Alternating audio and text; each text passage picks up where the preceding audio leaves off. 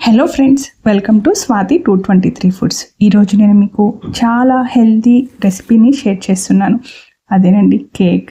Healthy recipe అంటారు ఏంటా అనుకుంటున్నారా? హెల్దీయేనండి. పిల్లలు కేక్స్ని ఎక్కువ అడుగుతూ ఉంటారు కదా. షాప్కి వెళ్ళి కొనే పని లేకుండా హెల్దీగా ఇంట్లో ఉన్న వాటితోనే రెసిపీని ఎలా చేసుకోవాలో ట్రై చేయండి. ఈ రెసిపీ అయితే చాలా పర్ఫెక్ట్గా వస్తుంది. కరెక్ట్ మెజర్మెంట్స్ని వీడియోని స్కిప్ చేయకుండా వాచ్ చేయండి. అదేవిధంగా ఛానల్ని మరోసారి చూసినట్లయితే లైక్ చేయండి, సబ్స్క్రైబ్ చేయండి. ఈరోజు నేను షేర్ చేస్తున్న రెసిపీలో మైదా కానీ ఎగ్స్ కానీ ఏమీ లేకుండా కేక్ని ప్రిపేర్ చేస్తున్నాను. రెసిపీ ఏంటో ఫాలో అయిపోండి. ముందుగా ఒక బౌల్ని తీసేసుకొని ప్రీహీట్ చేసుకోవాలి. నేను ఇక్కడ రైస్ కుక్కర్ గిన్నెని, వాడని గిన్నెని యూజ్ చేస్తున్నాను. మీరు కూడా ఏదైనా పాత రైస్ కుక్కర్ గిన్నె ఉన్నా కూడా ఇంట్లో చేసేసుకోవచ్చు. ఇలా రైస్ కుక్కర్ గిన్నెలో స్టాండ్స్ పెట్టేసుకోండి. నేను ఇక్కడ 2 స్టాండ్లు ఎందుకు పెట్టానంటే హైట్ కోసము. దాన్ని స్టవ్ మీద పెట్టి 10 మినిట్స్ ప్రీహీట్ చేయండి. ఇప్పుడు గ్రీస్ చేసుకోవాలి కేక్ టిన్కి. కేక్ టిన్లోకి ఆయిల్ని వేసేసుకొని గ్రీస్ చేసుకోండి. గ్రీస్ చేసుకున్న తర్వాత బటర్ పేపర్ని వేసేసుకొని స్ప్రెడ్ చేసుకోండి. మీరు కనుక బటర్ పేపర్ లేకపోతే ఆయిల్తో గ్రీస్ చేసిన తర్వాత కొంచెము గోధుమ పిండి అయినా వేసేసుకొని చల్లుకొని దాన్ని పక్కన పెట్టేసుకోండి. ఇలా బౌల్ని సెట్ చేసేసుకొని పక్కన పెట్టేసుకున్న తర్వాత నేను ఇక్కడ కేక్ రెడీ చేసుకోవడం కోసం ముందుగా 1/2 కప్పు బొంబాయి రవ్వని మిక్సీ జార్లోకి వేసేసుకొని గ్రైండ్ చేసుకోండి.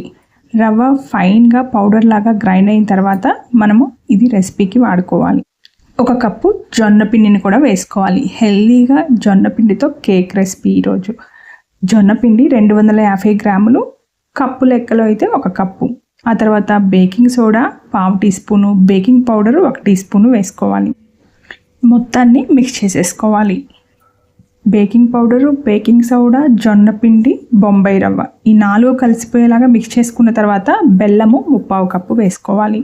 మీకు స్వీట్ తక్కువ కావాలంటే 1/2 కప్పు బెల్లాన్ని వేసుకోండి. నేను ఇక్కడ 3/4 కప్పు బెల్లాన్ని వేసేస్తున్నాను. కరెక్ట్ మెజర్మెంట్ అయితే 3/4 కప్పే. స్వీట్నెస్ తక్కువ కావాలి అనుకుంటే 1/2 కప్పు మాత్రం వేసుకోవాలి. బెల్లాన్ని కూడా వేసి కలిపిన తర్వాత 1/4 కప్పు పెరుగు వేసుకోవాలి. పెరుగు 1/4 కప్పు వేసుకున్న తర్వాత నెయ్యి 1/2 కప్పు వేసుకోవాలి. నెయ్యితో నేను ఇక్కడ కేక్ చేస్తున్నాను. మీరు నెయ్యికి బదులుగా ఆయిల్నైనా వేసుకోవచ్చు. ఇందులోనే వెనిలా ఎసెన్స్ 1 టీ స్పూన్ కూడా వేసేసుకొని మొత్తం కలిసిపోయేలాగా మిక్స్ చేసుకోవాలి. ఇక్కడ మిక్స్ చేసుకునేటప్పుడు గట్టి పడిపోతూ ఉంటుంది కదా, ఆ టైంలో పాలు 3/4 కప్పు వరకు వేసుకోవాలి.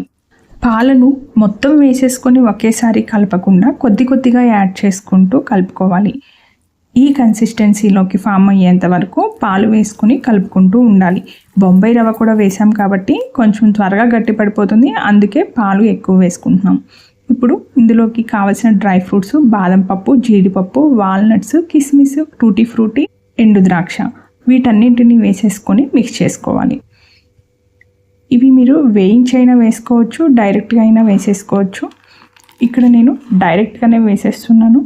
బేకరీ స్టైల్లో కేక్ కావాలి అనుకుంటే డైరెక్ట్గా వేసుకుంటేనే ఆ టేస్ట్ వస్తుంది. ఇప్పుడు వీటన్నింటిని వేసిన తర్వాత మిక్స్ చేసేసుకోవాలి.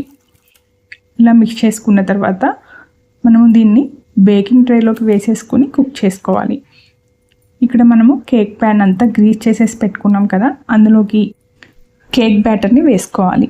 కేక్ బ్యాటర్ని వేసుకున్న తర్వాత ఈ డ్రై ఫ్రూట్స్ అన్నిటి కూడా సెట్ అయ్యేలాగా కొంచెం ట్యాప్ చేసుకోండి. ట్యాప్ చేసుకున్న తర్వాత మళ్ళీ పైన ఇంకొన్ని డ్రై ఫ్రూట్స్ని వేసేసుకొని బేక్ చేసుకోవాలి.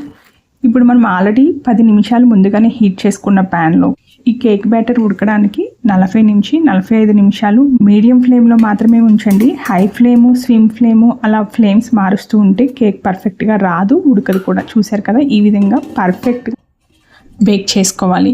కేక్ రెడీ అయిపోయింది కదా. కేక్ని ఎప్పుడైనా సరే తీసేటప్పుడు చల్లారిపోయిన తర్వాత మాత్రమే తీయాలి. వేడిగా ఉన్నప్పుడు తీసేస్తే కేక్ పీసెస్గా కట్ అయిపోయి వచ్చేస్తుంది, ముక్కలుగా విడిపోతుంది. చల్లారిన తర్వాత కేక్ని నిదానంగా తీసుకోండి. ఇలా బటర్ పేపర్ మొత్తాన్ని ఈజీగా తీసేసేయండి. చల్లారిన తర్వాత ఈజీగా వచ్చేస్తుంది. 1 నిమిషంలో పని మాత్రమే. ఈ కేక్ కొంచెం డార్క్ కలర్ అవ్వాలనుకుంటున్నారా? అలా అయితే ఇక్కడ ఒక టిప్ చెప్తాను. ఇప్పుడు కేక్ రెడీ అయిపోయిన తర్వాత ఒక క్లాత్ తీసుకోండి. మెత్తటి నాప్కిన్ తీసేసుకొని దానిపైన కవర్ చేసి ఒక 1/2 అవర్ సైడ్న పెట్టేశారంటే కేక్ ఇంకొంచెం మంచి కలర్లోకి వస్తుంది. ఆ తర్వాత కేక్ని కట్ చేసేసుకొని సర్వ్ చేసుకోవాలి. మీరు మీకు నచ్చిన షేప్లో కట్ చేసుకొని సర్వ్ చేసుకోవచ్చు. రెసిపీ నచ్చినట్లయితే లైక్ చేయండి, షేర్ చేయండి. అదేవిధంగా మీరు కూడా ఖచ్చితంగా ట్రై చేయండి. రెసిపీ చాలా టేస్టీగా ఉంది. రెసిపీ ట్రై చేయండి, టేస్ట్ చేయండి, నాకు కామెంట్ బాక్స్లో ఫీడ్ చేయండి. Thank you for watching. Like and subscribe.